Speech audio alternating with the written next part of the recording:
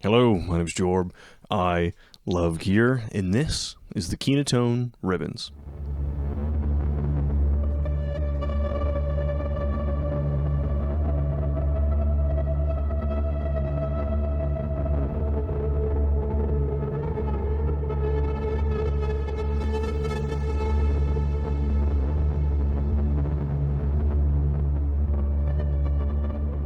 Ribbons, as described on its product page, is a stereo magnetic tape emulator, but beyond the top-notch tape emulation and degradation effects, there are virtual analog high and low pass filters, an SP303 inspired one-up compressor, a reverb, performance effects called touch modes that really transform what the pedal is doing, a 4-track looper, and even a simple sine wave synthesizer.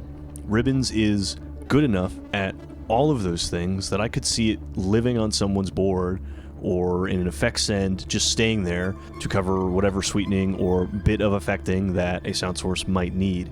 But even with that, I'm getting a little bit ahead of myself. Ribbons is the first release from a Minneapolis, I believe, based company called Kinotone. It's been released in a few waves and is quickly sold out, at least in the last few, at least the ones that I've been following. There is another pre-order scheduled for sometime in January, so if you're seeing this video right at or right after release, I'll have links below to Kinotone's website and their Instagram for you to see if Ribbons is available or pre-order is coming soon, or we're in some future state where it isn't hard to get. But I missed my chance to buy one. I tried in the last 2 drops, and I failed, and then I failed again. And I reached out to say congrats and ask about any potential future drops. That conversation ended with me agreeing to a sponsored video.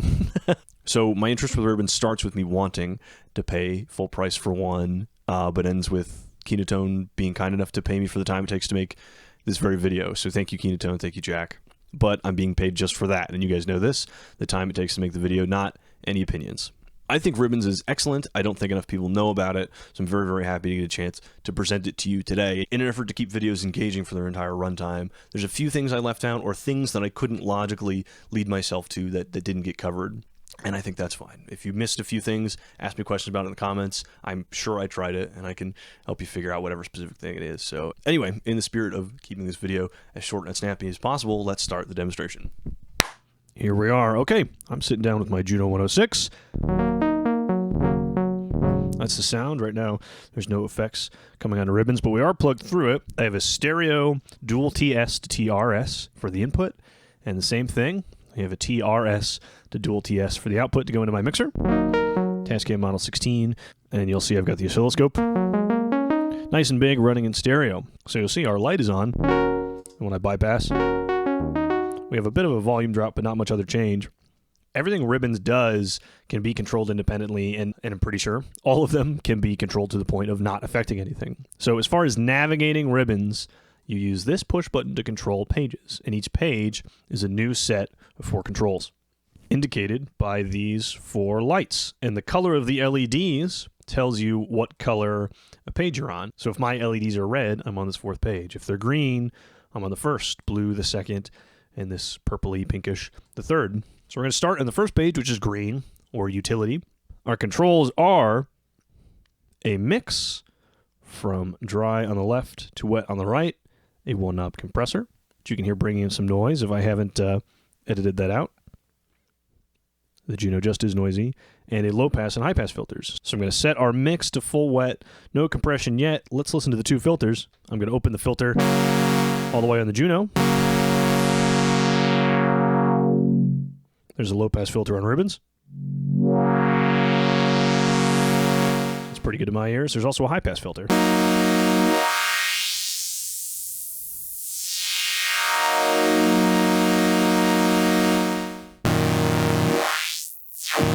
Both sound good to me. If you can see the labels above the buttons here, you'll notice on the 1st page, LP, HP, low-pass and high-pass filters, MX for mix, CP for compressor. And so you might think, hey, these things don't really have that much to do with lo-fi.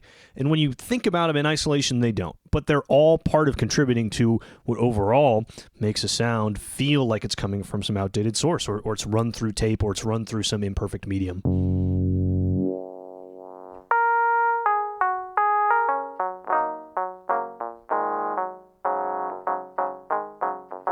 Great. That to me is like, oh, maybe I'm hearing this through a cell phone. That's the point of this page. That's the point of having it here. You know what I mean? When you think of this as, it's a lo-fi pedal, that's what this section is for doing, for compressing audio and filtering parts of it out. Let's talk about our one-knob compressor, though. Here is the compressor at 0.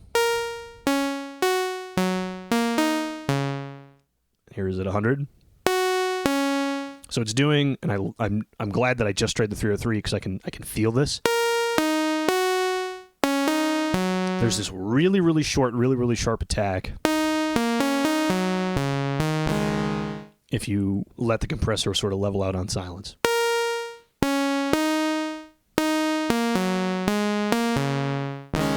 And it's getting that totally right. But like I said, mix is just dry on the left and wet on the right. And that includes our filter and everything else on this page. But for the purposes of the rest of this demonstration, I'm going to leave the filters all the way open, our compressor all the way down, and mix is going to be 100% wet. So only the sound affected by ribbons. We're going to move on to this next page here, the blue one.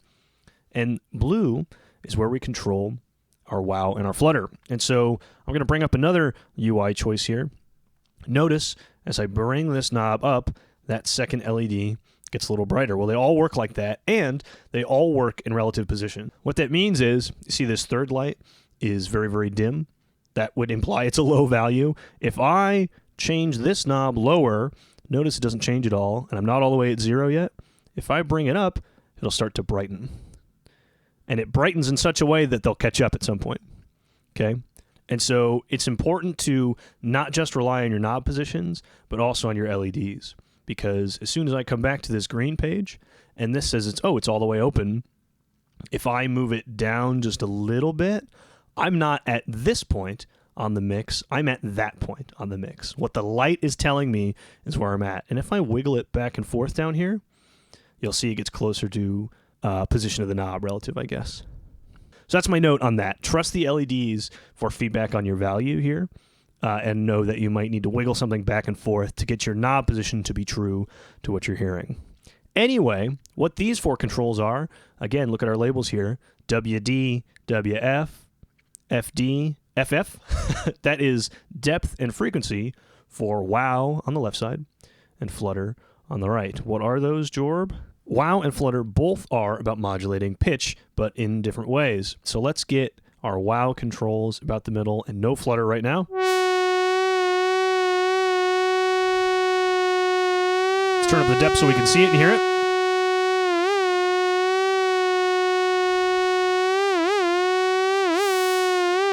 It's sort of random vibrato, sort of random pitch modulation. Back down to 0.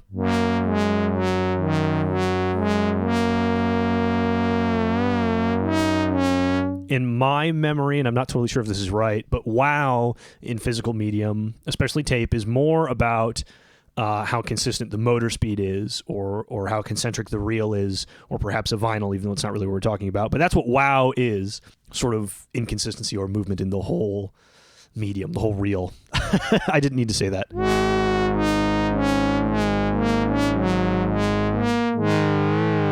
Great, turn that down. Let's do flutter now. So I'll do a really, really high depth and a middling frequency. It's more of a quivering, right?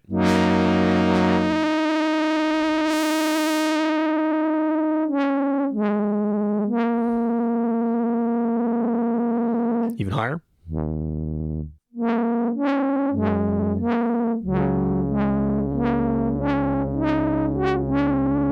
Sounds cool, sounds lo-fi, right? But I'm going to go back to our first page and introduce some filtering as well.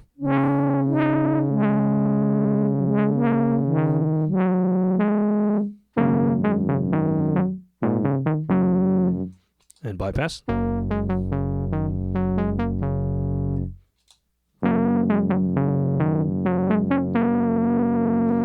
Starting to get kind of convincing. I'm going to get our filtering off again, just for the sake of further examples, but that's wow and flutter. Slow and fast pitch modulation. On to the third page here, and this is for degradation, I think it's called. So look at our third label here. I'm going to lean forward and see what it says, but it's dropout depth and dropout frequency, DD and DF. CR for crinkle, and NO for noise. So dropouts are sudden dramatic changes. So I'm just going to turn it high depth and high frequency, and let's listen. And I believe this is different on the left and right. Yeah, so I'm going to get our scope showing 2 channels here again.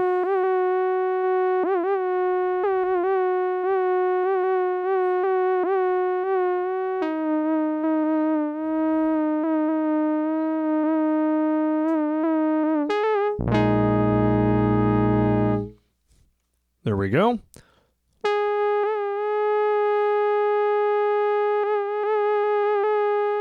What these dropouts are emulating, this is from the manual, is a tape getting caught and catching up. So you hear the pitch sort of ramp back up to catch where it was at.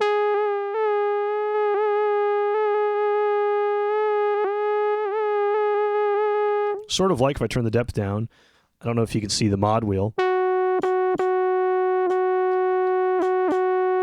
But if I flick the mod wheel and let it snap back into place really quick, visualize that for what dropouts are doing. Turn that back down. Crinkle is emulating sort of bad tape. So we're going to get moments of silence-ish on either side. It'll sort of suddenly drop. And there's no rate control, just depth. And it's really how often we'll interrupt, or how often we'll find one of those creases or one of those moments of silence.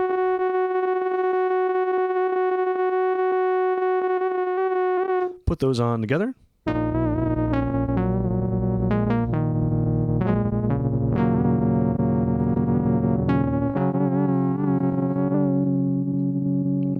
I just love that sound here. And our last thing on this page is noise. And this is a mixer. And we have 2 types of noise. We have a mixer. So on the left is this sort of consistent white noise. It's affected by drops and crinkle as well. If I'll leave them out, and if I go to the right, we get pops. To me, it sounds like dust, or almost when you get your phone too close to a synth and you hear sort of the clicking of the wireless signal. But the way this mixer works, it's no noise at full and at nothing. The left side here is all the white noise. In the middle is both. And on the right is these sort of specks of dust. I'm actually going to look in the manual and see how those are described. Hiss on the left, clicks and pops on the right. Somewhere in the middle, we can have both. Or a little bit of either. Great. I'm going to leave that on no noise and turn off crinkle and dropouts. And one more thing. On this last page, these 2 knobs are for a reverb. And so this is our reverb mix, but it's not just, is there more or less reverb? We can decide to put it before or after the lo-fi effects. And so all the way left, that sounded quite good there. All the way left is full wet pre-effect. All the way right is full wet post-effect. And this is our reverb decay. And it goes infinite.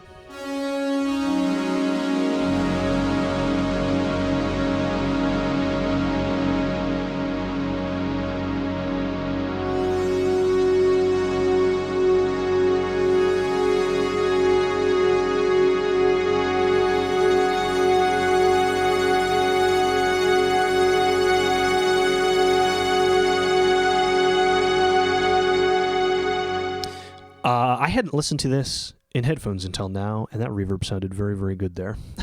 Anyway, our mixer at noon is no reverb, and so I'm going to put it about here, so it's after the effect, and we have a bit of it. And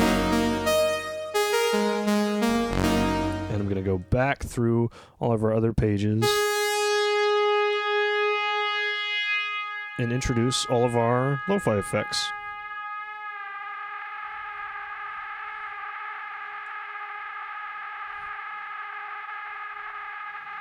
Sort of a middling amount of everything.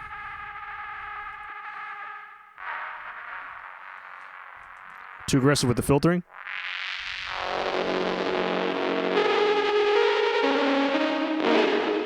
With our reverb still intact, I might even put it pre-effect.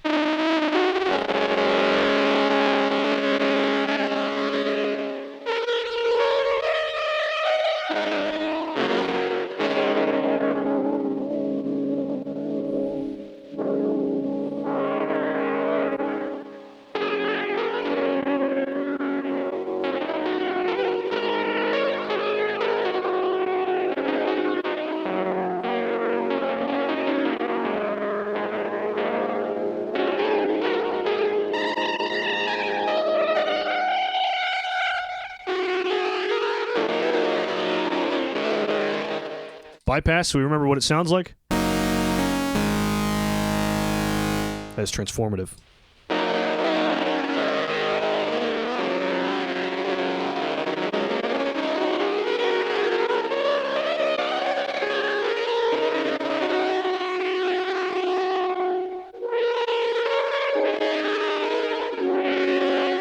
I'm going to turn on some more reverb decay.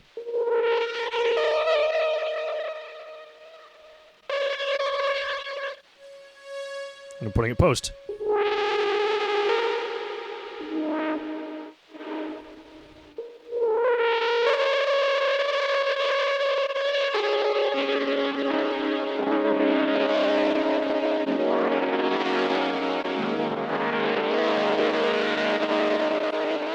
Off to remember what it sounds like.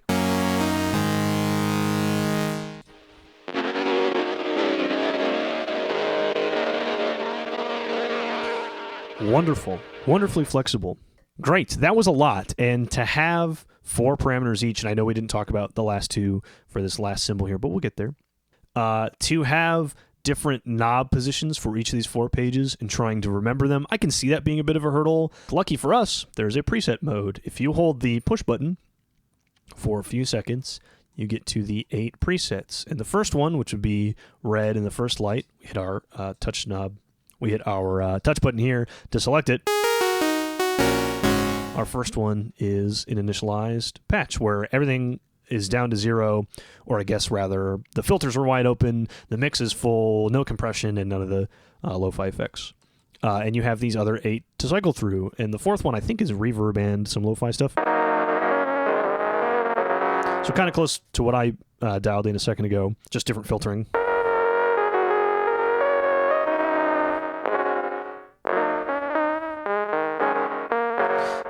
And maybe no reverb either. And I can check, because the visual feedback is so good, is there any reverb? Actually, it's kind of hard to tell. When the reverb is at red there in the middle, is it pointed up? Yeah, I think it is. Let's do about here.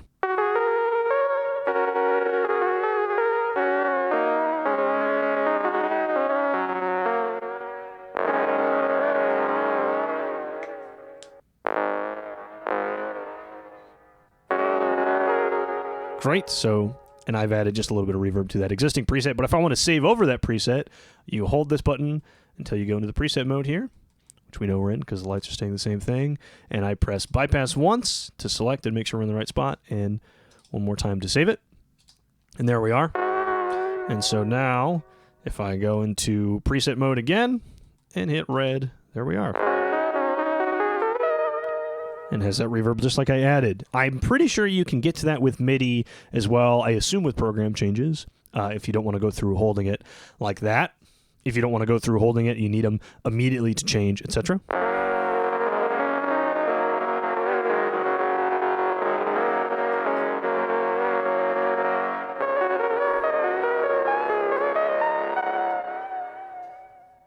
And that helps mitigate some of the, oh my gosh, I have 16 different parameters to control. 16, I said. I only showed you 14, didn't I? So I'm going to go back to this 4th page, the controls. It's a hand for touch modes plus the reverb, but we have our 2, our labels for the reverb, I didn't mention it, are RM and RD, reverb decay and reverb mix. But our right 2 controls here are T1 and T2, not thing 1 and thing 2, no. Those are touch modes, parameter 1 and parameter 2. The touch modes are all very, very different. To change them, you hold the push button and press the left foot switch. I'm pretty sure I want to be on green for this first one. The first one here, the solid green, is called Magnetic Dance. So if I play something in and then hit it, you can hear it going on. There's a lot packed into these 2 controls. So this bottom one is both a mixer, so the closer to 0, or 100, that's silence, or I say silence. Well, still pass through, it's just not what's captured in these loops in the Magnetic Dance. And to the left of the middle is reverse. To the right of the middle is forward. And Magnetic Dance is, I think it's just 4, I'm not sure. And Magnetic Dance is a group of short tape loops. Okay, and so I recorded back that 1 second, I believe there's 4 loops.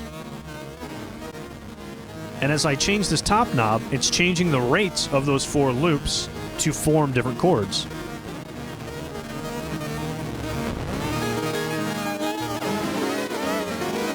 I'm going to actually feed it just a single note this time.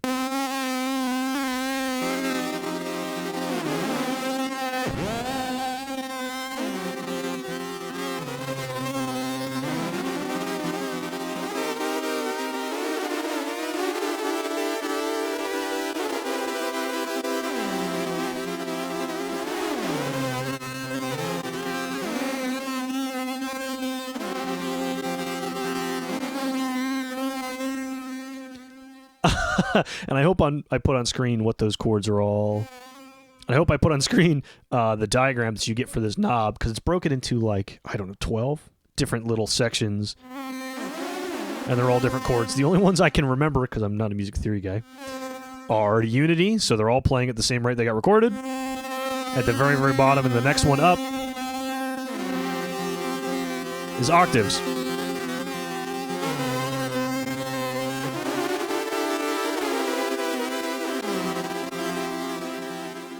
Crazy, crazy cool idea. And it sort of makes use of tape and the idea of tape in a really, really interesting way. And I think that's actually a much more insightful segue into the next one than I thought it was. So I'm going to change my touch mode again, hold the push button, press this button. And the blue one is something that'll make a little bit more sense. Maybe I should have started here. It's a tape stop. Man, does it sound really good, though. And this is the most recent update, 1.2.1.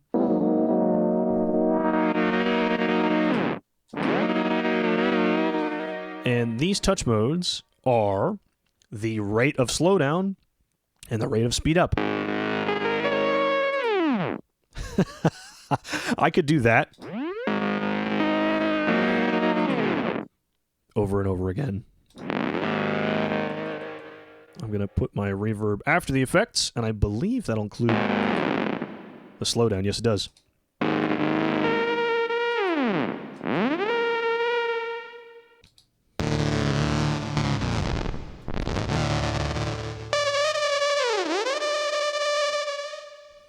Great, I got some more effects on now.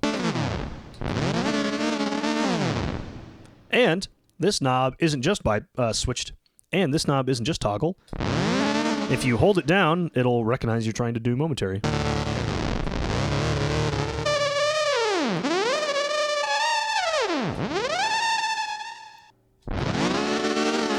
Excellent. I like the tape stop. Let's move on to the next one so I don't get too lost. The third one here, and I'm going to get to our filtering and turn that off again. Back to touch modes. This touch mode, which is the light blue, is called Broken Machine.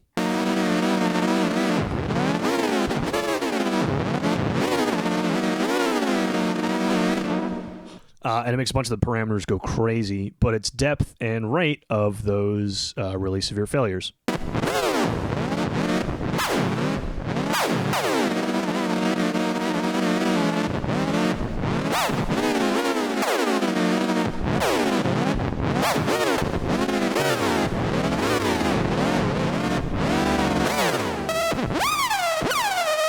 You get it? I sort of wish there was more of a ramp in and ramp out to that, and I hadn't thought that until right now. But to gradually get really f***ed up would be pretty cool.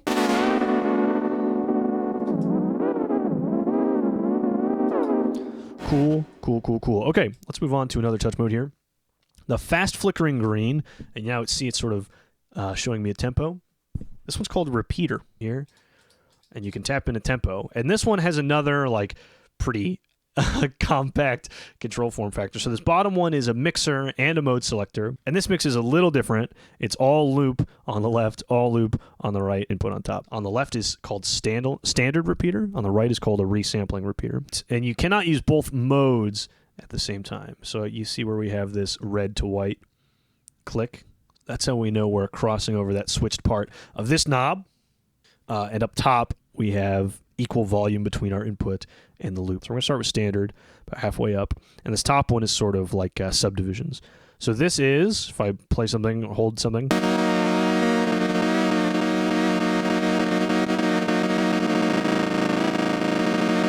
It's capturing one little loop of that sound. And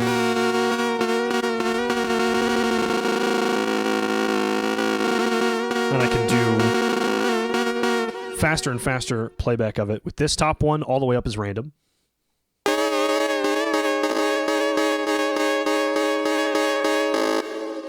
Let's slow down our tap tempo and hear how that affects it.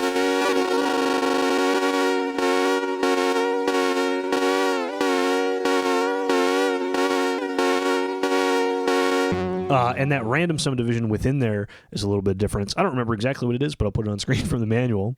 But that's all sampling repeaters. That's one short loop. So let's go just on the left here to the resampling repeater and listen to that. And how does this work? You can trigger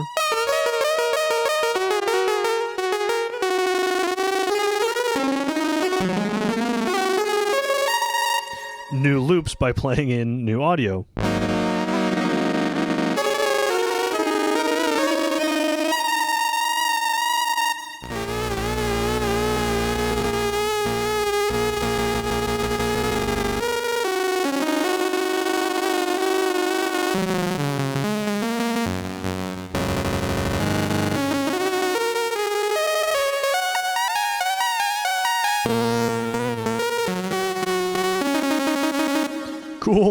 Cool. I think it's an impressive amount of control between these two knobs, but the resampling repeater does sort of remind you that you are getting a lot out of a single knob. So like right now, I could see an implementation of an effect similar where you have control of the volume of the loop, control of the volume of your dry signal, and the mode switch being separate. And here, you have to remember all of that is behind this single knob, because right now, all the way left is full loop here. Well, on some other implementations of a knob that's switched and also all the way here, that would be your full quote-unquote dry. So that might be a little bit confusing in some scenarios. I also think that argument is a little bit moot. If anybody's getting this specific about controlling the touch modes, they're going to be looking at the manual while they do it anyway. I can see it could be a little bit confusing to try and remember everything that's happening in the touch mode controls. And this is my chance to show that. Everything you need to configure for the repeater mode. And this is a separate piece of feedback, and it is something I said to Kinotone. It's something Jack said that they were interested in investigating a little bit more. I said I would like a little bit stronger visual feedback for some of the switched parameter controls. You can see that there's a clear light switch when you get about 50%, which is good for this bottom one. When we're going between the standard and the resampling repeater. But on the top one here, when there's 6 options changing, it would be nice to see, especially random, which is variable within 1/6 of the knob, to know once I've clicked into random would be quite helpful. Even more so with the previous one, magnetic dance, when there's, is it 12? Different chords you could pick. But of course, you can hear these things when they change. I guess the random a little bit, you may or may not notice, or you might not know when you're at the very, very top of its variable sweep. But again, I totally concede that that's a sort of that's sort of a nitpicky complaint. Cool, that's all the touch modes. And I know what you're saying, man, Jorb, we're almost out of button combos. And you are right. If we hold the push button here, press the bypass, we are now in the looper mode.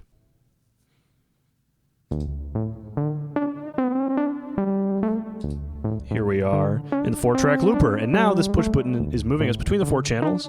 Look at the touch LED here. 3rd channel, 4th channel, 1st one where I have something recorded. You see it going through the time, and I'll snap back to a dark blue. That's so you know how long your loop is. And our 4 controls here, see if I can remember them. In the top right is volume. This top left is a switched parameter. Anything to the left is reverse. So cool. Anything to the right is forward.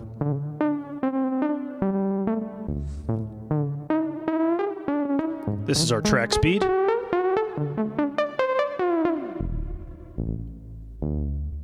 the middle is what we recorded it at. Lower is slower. Higher is faster. And this on the right here is another switched or sort of subdivided knob, and that determines the scale of this knob. So all the way to the left it's continuous.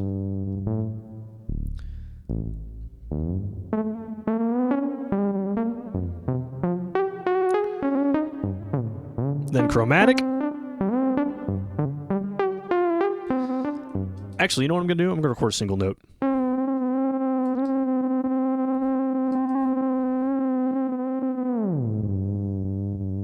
So this is chromatic.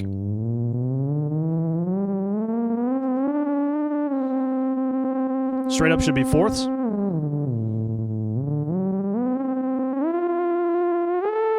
Fifths.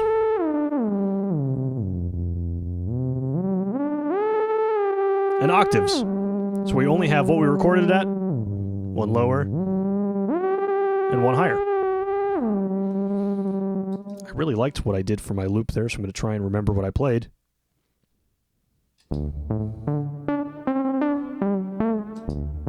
That'll work. So if I want to do the next track here, click to the next one.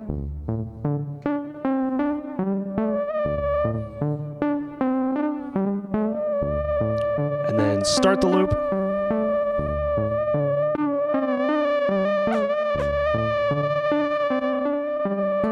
End the loop. And then I have totally separate controls of it. Set this to octave down. And you'll notice this is all before the tape degradation effects. And if I want to affect those, hold push button, press bypass, I'm back to controlling those.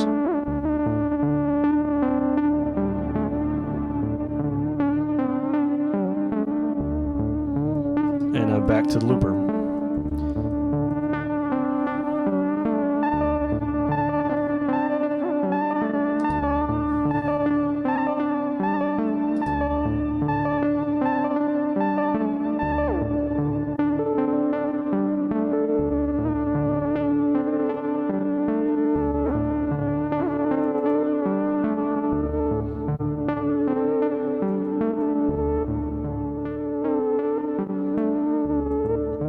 Very, very cool.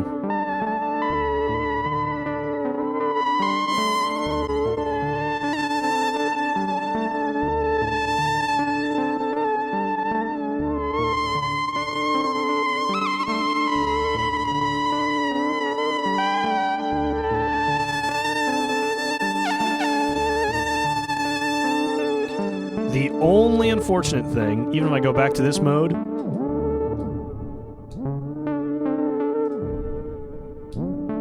the only touch mode we get access to is tape stub. Which, I'm going to be honest, is the touch mode I would be using the most often anyway. And especially with a looper like that. And so I love the tape stop. It sounds really, really good. I'll stop you there. My first thought with the looper when it was asynchronous was, man, I wish that the length of my first loop defined the length of all the subsequent ones. And you can overdub on a single track, but you can't undo, sort of in a way. But you can do that. You can send this MIDI clock. And when MIDI clock is going, it'll sort of round your in and out, your punch in and punch out of the loops with the incoming MIDI clock. Which is great and sort of makes this feel like the Volantes looper, which I didn't expect to love and ended up really, really loving, with a little bit more flexibility and a little bit more control. Especially being able to lock the speed to different modes is really, really, really clever. I'm going to use that to segue into the things I haven't really talked about, because this was already over an hour of recording, and I've just walked through all the features. This is before any intro, any outro, and that should show you that Ribbons is incredibly, incredibly deep. And I haven't shown you any MIDI, but I have to call out one of my absolute favorite features that I've ever seen on any pedal from a practicality standpoint, from an incorporating into any setup standpoint. There are jumpers on the inside to change the MIDI, to change the TRS MIDI standard of the input. That is the most convenient thing I've ever seen. I want every fucking pedal to have it. If you want to use if you want to use MIDI TRS type A, you can do that, or type B, or whatever the hell Chase Blizzard use. You can reconfigure those jumpers on the inside. That is so, so clever. I'm so happy that is the way it works. You can send MIDI CC commands to any of the controls at any moment. I can see this being a really, really strong companion to somebody who's working in the DAW, and having this constantly as an outboard effect with good presets and automating a lot of those parameters, even things like the filter. Just using this as a dedicated filter, a dedicated virtual analog filter, these sound good. And being able to automate them or triggering the touch modes with CC commands, all of that makes this really, really, really strong to pair with somebody who's working in a DAW. You have a CV expression jack as well. That can be mapped to any of the parameters for the tape degradation, any of the parameters for the looper. That, again, is an enormous amount of flexibility. And a lot of these things might sound familiar if you've seen the Gen Loss video, if you're curious about Gen Loss. This is, in a lot of ways, comparable. In a lot of ways, very, very different. You don't have control of the frequency or WoW and Flutter on Generation Loss. Generation Loss has its classic mode, which does have individual high-pass and low-pass filters, but it also has a sample rate reducer, which Ribbons does not have yet. When I was on the forum downloading the most recent firmware, I was greeted not only with that firmware, but a post saying that there are 2 more planned touch modes, and one of them is a sample rate reducer. So one more thing that makes these even more similar, potentially coming in the future, or maybe even while you're watching this video, it might already be here. Yes, you have, I'm just thinking off the top of my head, what else might be different? There is no reverb on the Generation Loss. They have different ideas of what failure is. You also have the implementation of the models, blah, blah, blah. All I'm saying is I could see one person being very happy with either. I can see people who would only want one or the other. What I can definitely see being a difference that'll push somebody over to this side, over to Ribbons, is the performance modes and the looper. I can see Magnetic Dance and the repeater being the core use case for somebody who has Ribbons, and the 4-track looper as well. If you're building a set of sort of ambient or ambient-ish, ambient adjacent music, I can see you really relying on the controls you get from those performance modes and the 4-track looper, which you can't do on Gen Loss.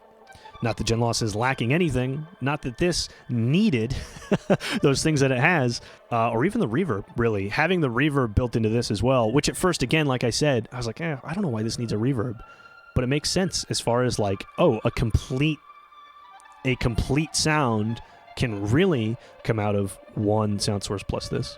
Even, I think I used reverb paired with the Generation Loss in my entire video for it. I always like to have reverb. What will I choose, you ask? I will tell you, I'm setting up a pedal board for synthesizer, one for my Take 5, and a lap steel. I'm playing both of those live. And I'm using Ribbons for the synthesizer and Generation Loss for the lap steel. The only deciding factor, I slightly prefer the tape stop on Generation Loss. I don't know which is more accurate. I don't know which is higher fidelity, quote unquote, any of that stuff. I just know when I sit and listen to them, I would rather use the tape stop on Generation Loss. Is that true for everybody? I don't think so. Should that be a deciding factor for anybody? No, it shouldn't. And I'm using them both still. So get over it. So when you ask, which one am I going to choose? I, honest to God, cannot tell you. If you're asking me right now, and it's just because I just finished recording it and talking about it for a long time, I think because of the looper, and I love the looper, and I ended up loving it on the Volante, because I like the looper so much, I might choose Ribbons. But there are use cases, and there are situations for me even, where I won't be using the looper. When I play live, and I want tape, if I'm playing live and I have a pedal board for my synth, I could take either this or Generation Loss, honest to God, and be completely happy with either. If I needed, and you can find like little use case scenarios for either, and if you really have particular needs, do your fucking research.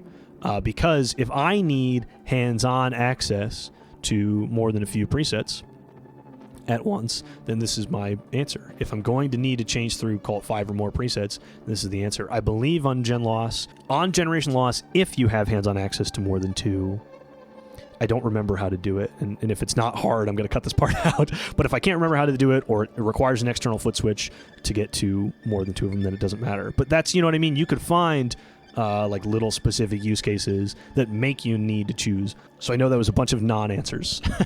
I think they're both excellent. I would happily use either for the tape degradation thing, but I would happily use Ribbons in addition as a looper, and I think some of the performance effects could be very, very valuable to a specific kind of user. There you go. There's 5 non-answers in a row. But there you go. Big thanks to Jack from Kinotone and huge congrats on achieving something sincerely here with Ribbons. You should be very, very proud of it. I'm very, very happy to have had the chance to demonstrate this to people. And I hope people appreciate what has clearly been a lot of work and a lot of love and a lot of passion that went into this. But there you are. Appreciate you watching. Check out Ribbons. It deserves all your attention. Cheers and so long.